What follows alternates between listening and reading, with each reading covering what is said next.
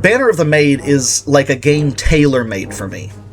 It's a strategy RPG like Fire Emblem, which is one of my favorite types of games, but it takes place during the French Revolution in France, which, as a history teacher, is really cool to me. It's pretty much a perfect game for me, short of having Nazis riding dinosaurs as the primary antagonist. You play as Pauline Bonapart, Napoleon's younger sister, as she follows in her brother's footsteps as a French general.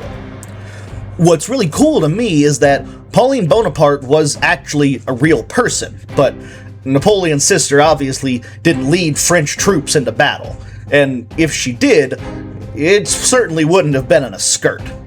Still, though, while it's certainly not a historically accurate game, the fact that it's technically historical fiction is basically my favorite thing about it. I love when a game's setting is based in history, even if an absurd amount of artistic liberties are taken and the story itself is complete fabrication. The fact that it's set during a historical event really elevates it for me. The gameplay is pretty much just like Fire Emblem for the most part. Instead of a weapon triangle, you have a unit quadrangle. Line infantry beats heavy cavalry beats light cavalry beats light infantry, and light infantry beats line infantry. Why they didn't call it light infantry versus heavy infantry instead of line infantry versus light infantry, I'll never understand, but it is what it is. The whole game is awkwardly machine translated from Mandarin into English, so frankly that's the least weird thing about the text in the game.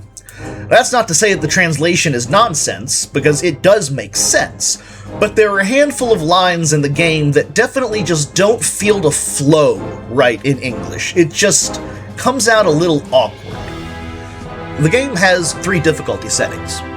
General mode is the hardest and offers a seriously brutal challenge. Officer mode is the quote-unquote normal mode, which is a good challenge, but not unreasonable. And then you have story mode, which is my beloved bitch mode.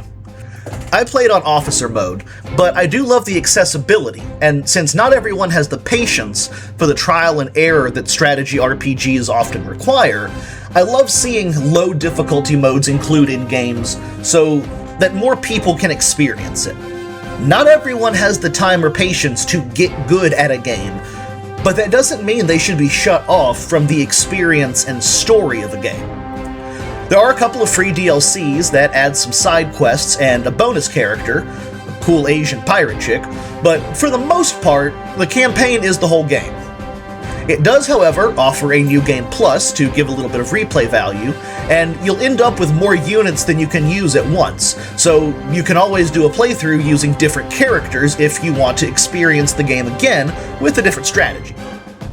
Now, the game is very similar to Fire Emblem, but it does differ in 2 key ways. First and foremost, and this is something that modern Fire Emblem does with casual mode, your characters aren't gone forever if they die. If you lose a character in a mission, they'll retreat for the rest of that mission, but they're there ready to go in the next mission. Depending on your difficulty, you may suffer a penalty to your rewards at the end of the mission, but that's pretty much it. Second, and this is the biggest difference from Fire Emblem, is that weapon durability resets every mission. You'll find some weapons that have attributes making them super strong in certain situations, but they may only have a durability of 4. You can only use it 4 times in one mission before it quote-unquote breaks, but it goes back to full 4 out of 4 uses once you finish that mission and start the next one. Any Fire Emblem veteran can tell you stories of saving a strong weapon throughout the whole game, just in case you need it, like it's a rocket launcher in Resident Evil, only to, like most people with the rocket launchers in Resident Evil, never use the weapon. You don't have to worry about that in Banner of the Maid, since you'll never screw yourself over down the line if you use a strong weapon earlier on. Banner of the Maid definitely isn't a perfect game, with some awkward machine translation dialogue and a couple of pretty severe difficulty spikes, but it is a very good game.